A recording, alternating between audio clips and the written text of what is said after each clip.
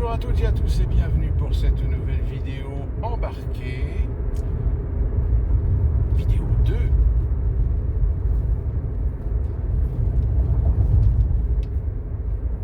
Ce qui est assez formidable, c'est qu'il suffit que je fasse une vidéo pour que tout d'un coup, au moment où je publie une vidéo, tac! Qu'est-ce qu'on apprend? On apprend que Nord Stream 1 et Nord Stream 2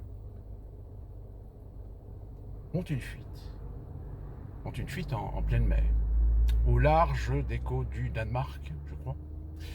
Je vous mets la carte, histoire qu'on fixe bien la position géographique du problème.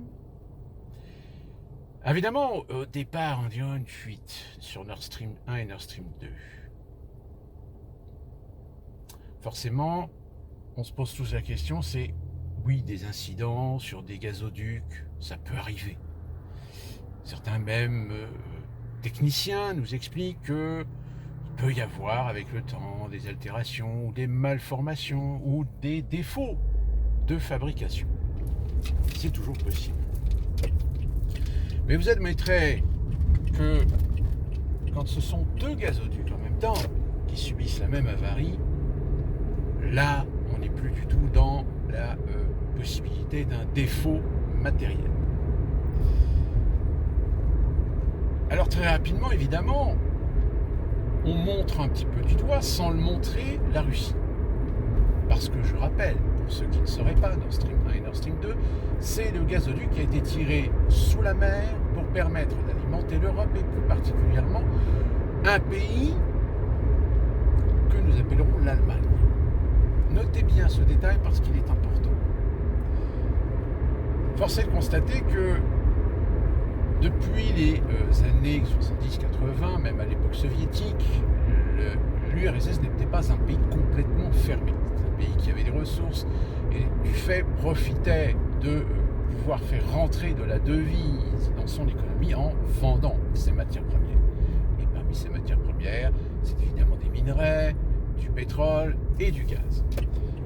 Et force est de constater que pour cela, il faut acheminer par l'intermédiaire de gazoducs, parce que c'est ce qu'il y a de plus économique et de plus pratique, de plus facile, pour permettre à l'Europe d'être fournie en gaz. Parce que, évidemment, le cruel problème des Américains pour pouvoir vendre du gaz, c'est qu'ils sont obligés de vendre du gaz liquéfié. Parce qu'on ne peut pas tirer un gazoduc sous l'Atlantique. Donc évidemment, on va chercher le fournisseur le plus proche. Et le fournisseur le plus proche, c'est évidemment, entre autres, la Russie. Raison pour laquelle nous avons à notre disposition en Europe 4 gazoducs. Sauf que le problème, c'est qu'à l'époque de l'Union soviétique, personne n'aurait imaginé que l'Union soviétique allait un jour disparaître. Et qui plus est, que l'Ukraine allait être un pays libre et indépendant. Et du coup, vous avez deux sources qui se rejoignent en Ukraine pour ensuite alimenter l'Europe. C'est ce même gazoduc qui, très rapidement dans les années 90, va faire l'objet des premiers conflits idéologiques et géopolitiques. Tout simplement parce que l'Ukraine, étant devenue pays libre et indépendant, se donne le droit d'ouvrir ou de fermer le robinet. Et évidemment, de par la situation conflictuelle, une certaine animosité contre le russe, anciennement le communisme, les Ukrainiens ont très rapidement fait du gaz un enjeu politique. Entre ceux qui voulaient absolument continuer à travailler avec la Russie parce que c'est essentiel, ça fait rentrer des devises, ça fait fonctionner l'économie, et ceux qui veulent absolument se débarrasser de leur dépendance énergétique à la Russie sans pouvoir avoir éventuellement des alternatives. On en est même arrivé à voir, dans la situation actuelle, Zelensky rester très discret sur le fait qu'il demandait aux pays occidentaux de ne plus rien acheter aux Russes, mais par contre lui, il a fait valoir les accords et contrats commerciaux signés avec la Russie pour continuer à alimenter l'Ukraine avec du gaz russe. Petit détail, non des moindres. Force est de constater que du fait que la situation s'est aggravée à partir du milieu des années 2010, il était évident pour la Russie qu'il fallait trouver une alternative, qu'elle ne pouvait pas se contenter uniquement de pouvoir utiliser ce gazoduc qui passe par l'Ukraine, sachant pertinemment que la menace que l'Ukraine ferme le robinet était désormais très possible. Donc, ils ont construit un autre aléoduc, un deuxième aléoduc qui passe, je crois, par la Pologne, la Lettonie ou la Lituanie, Lituanie-Pologne.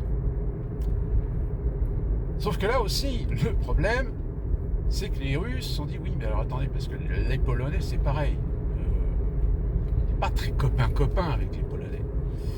Même si l'intérêt énergétique est là, le fait est, c'est que, malheureusement, un problème géopolitique pourrait très bien entraver la possibilité de voir ce gazoduc fonctionner correctement par l'intermédiaire de la Lituanie et de la Pologne.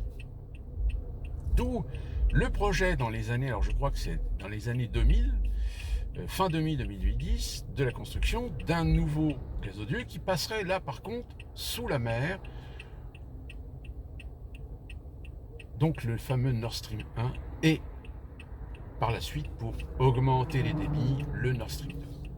Puisque pour faire de la maintenance sur le Nord Stream 1, ça veut dire qu'il faudrait couper le Nord Stream 1 et du coup couper le gaz. Donc c'est pour ça qu'ils ont plus ou moins choisi l'option de mettre deux gazoducs, même si le Nord Stream 2 et le Nord Stream 1 finissent par se rejoindre en un point bien précis. Ce qui est assez amusant, c'est qu'évidemment, au moment où Nord Stream 2 est lancé, il y a un regard plutôt véhément qui s'est fait sentir, celui de Washington. Et pour cause. Parce qu'en réalité, Nord Stream 1 et Nord Stream 2 sont des gazoducs qui servent évidemment donc l'intérêt de certains pays européens d'avoir la garantie, quelle que soit la situation géopolitique, d'avoir leur gaz qu'ils ont acheté à la Russie, mais un pays en particulier, celui dont je vous ai nommé au début de la vidéo, qui est l'Allemagne. Souvenons-nous, cette vidéo qui est ressortie du 7 février 2022, où Biden dit, vous verrez, Nord Stream 2, nous pourrons le couper. Sous-entendant qu'on n'est pas d'accord que l'Allemagne fricote avec les Russes pour s'octroyer du gaz russe via un deuxième Nord Stream pour s'assurer son alimentation au gaz. Que même un journaliste a dit, oui mais attendez, justement, notre allié allemand, c'est quand même celui qui est bénéficiaire, je dirais, de ce fameux gazoduc. Et Biden qui réitère, nous le couperons, vous verrez. Alors, c'était le 7 février, quasiment 20 jours plus tard, la Russie attaquait l'Ukraine. Mais soit. Le problème, c'est que cette invasion arrive quelque temps, alors avant ou après la mise en route du Nord Stream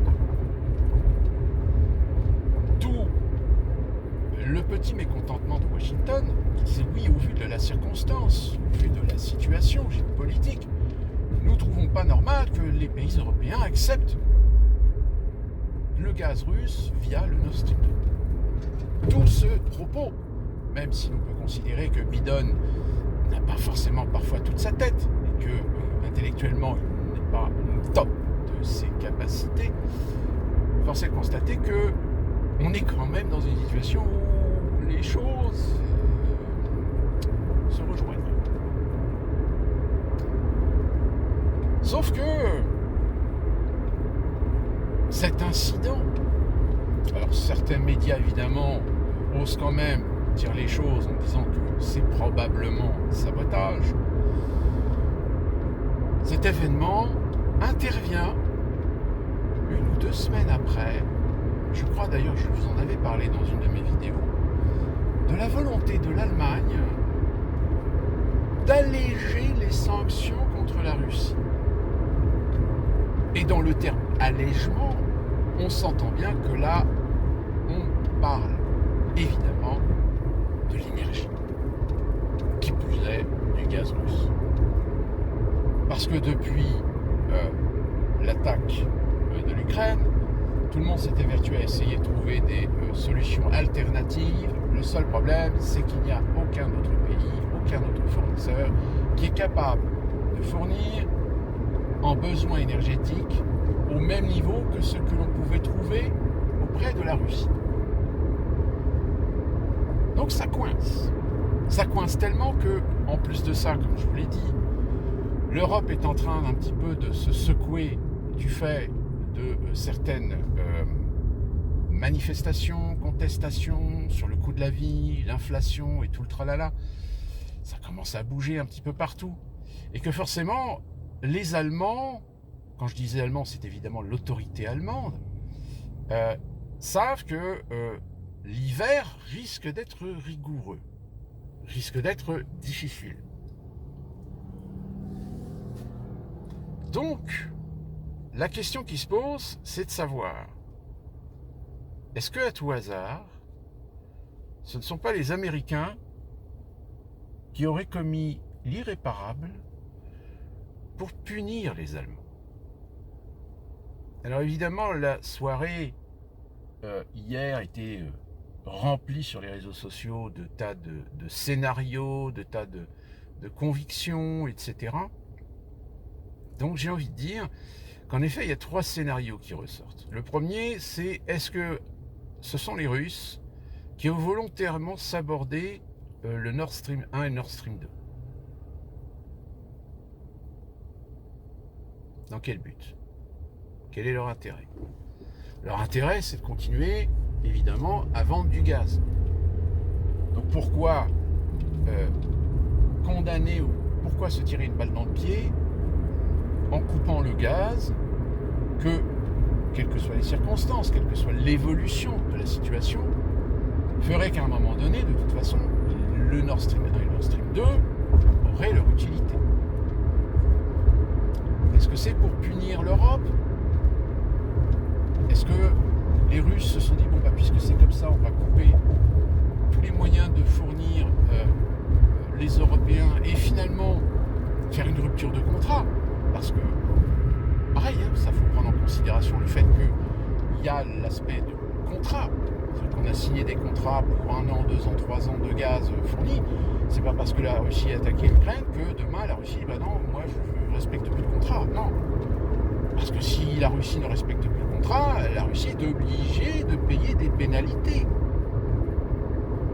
Or, en coupant les moyens de communication, les moyens de transport du gaz, ben dans ce cas-là, la Russie, elle dit, ben, excusez-nous, on veut bien vous fournir votre gaz, mais là, on ne peut pas, puisque ben, tout est fermé.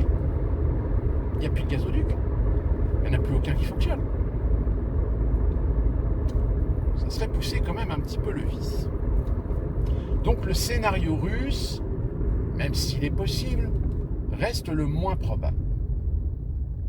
Reste un sabordage par des tiers, genre false flag.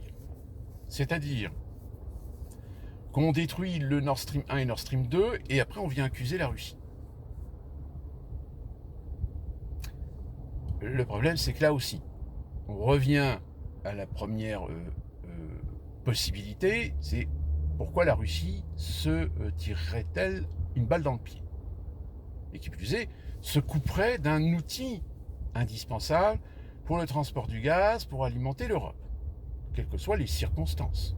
Même si les circonstances actuelles sont des circonstances de sanctions et de volonté de ne plus dépendre de la Russie pour ses ressources énergétiques. Mais, vous savez, hier est hier, aujourd'hui est aujourd'hui, et demain sera demain.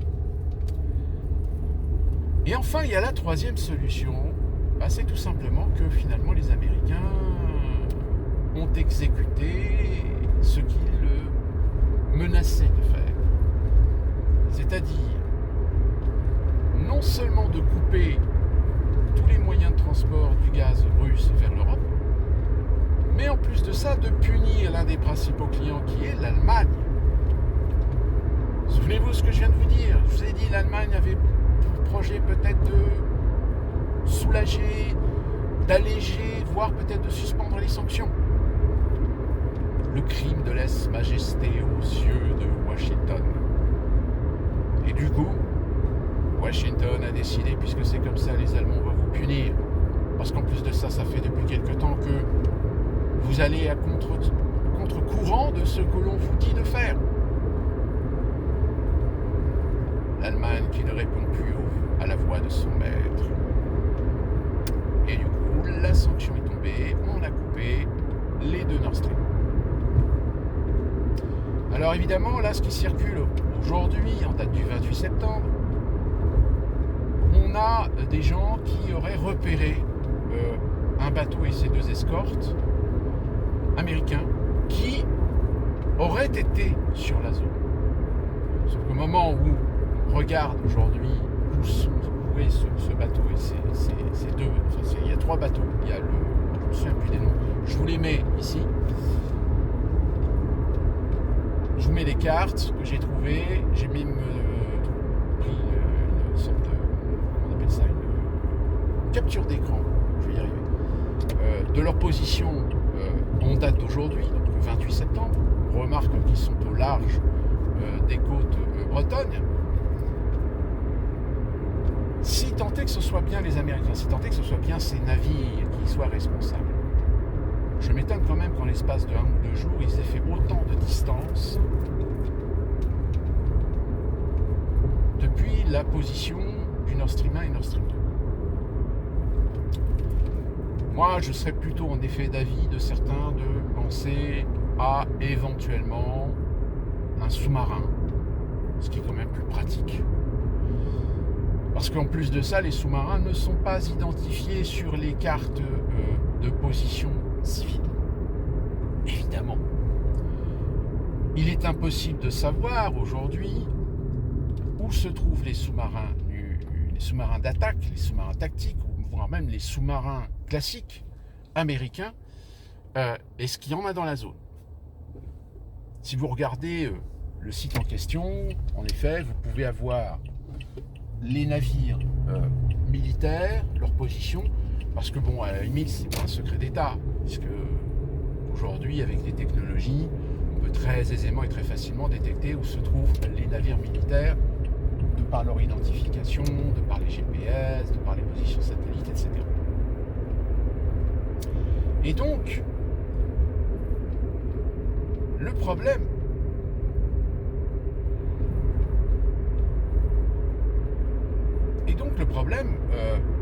excusez, je faisais un petit temps d'arrêt parce qu'il y avait une bagnole de flic sur le côté. Le problème, c'est que, à la limite, peu importe qui a fait ça. Parce que là, soyons clairs, c'est bien sabotage. C'est faire monter encore plus la situation d'un cran. Nous avons plutôt prévu les résultats du référendum du Donbass. Et évidemment, pas de surprise, majoritairement, c'est le oui qui l'emporte. Pour l'instant, on attend le 30 septembre, date à laquelle Poutine doit s'exprimer pour savoir est-ce qu'il signe le décret d'annexion ou est-ce qu'au contraire, il va essayer de temporiser. Évidemment, tout le monde remue la queue, même Israël ne reconnaît pas cette décision, ce choix, cette orientation. Nous avons même la Chine qui, elle, renforce sa position sur le respect des souverainetés territoriales.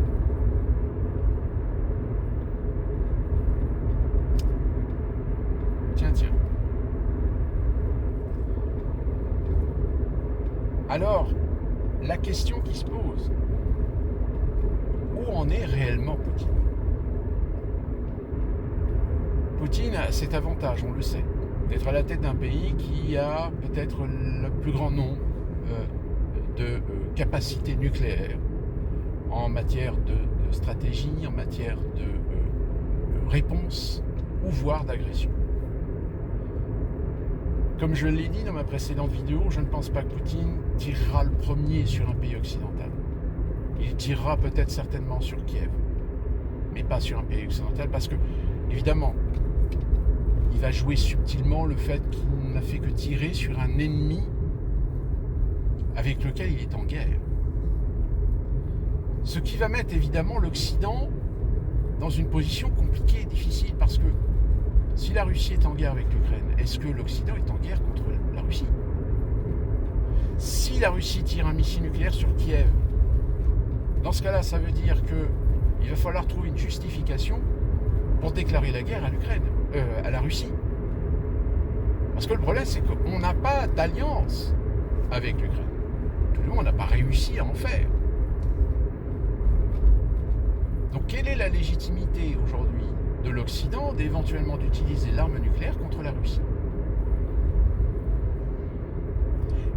Et là, la question se pose. Parce que les dirigeants aujourd'hui le savent, ils sont dans une position extrêmement inconfortable. C'est jouer la peur, jouer la sensiblerie, jouer l'émotionnel vis-à-vis de la situation avec l'Ukraine et la Russie. Est-ce que ça donnerait une légitimité de demander aux peuples européens de se sacrifier pour l'Ukraine? Parce que la question, elle est là.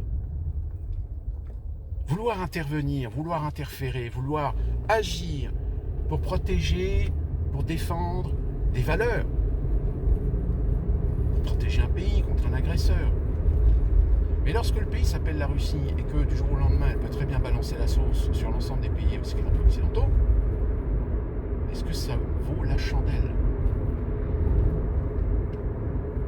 Même les discours que nous entendons de la part de certains politiciens français qui systématiquement se prennent des coups de bâton pour avoir osé dire ça, c'est-à-dire essayer d'attirer tout le monde autour d'une table pour négocier. Zelensky est-il en capacité de négocier? Non, parce que lui, il est hors de question. Il veut récupérer le Donbass, il veut récupérer la Crimée. À moins qu'on fasse en sorte qu'il ne soit plus dans la partie, c'est-à-dire qu'on le dégage. Est-ce que Poutine est ouvert à de la négociation? Oui, parce que c'est dans son intérêt. Double intérêt, c'est-à-dire de réussir à démontrer sa capacité aujourd'hui à pouvoir être un rouage essentiel, capital, sur l'échiquier politique et géopolitique, mais surtout redonner une position à la Russie non négligeable dans les rouages de la géopolitique internationale. Ce qui voudrait dire que les Occidentaux, fatalement, seraient obligés de se coucher. Ce qui n'est pas le cas de Washington. Washington n'acceptera jamais de se coucher. L'Union européenne, elle tergiversera, elle fera de la gesticulation, comme elle a toujours fait. Parce qu'elle sait que c'est dans son intérêt. Parce qu'elle sait que la situation est extrême. Et que le retour de bâton, c'est de voir les peuples européens commencer à se repiffer contre leurs dirigeants, contre leurs autorités, contre les gouvernements, voire même contre l'Europe elle-même. J'ai envie de dire, est-ce que nous ne serions pas finalement dans une impasse? Et que forcément, il va falloir que toute partie se décide à prendre une décision. Alors, force est de constater qu'avec les guignols qu'on a aujourd'hui à la tête de certains de nos pays, de nos institutions, de nos gouvernements, je pense qu'il va y avoir à un moment donné une décision à prendre, c'est-à-dire qu'il va falloir les remplacer.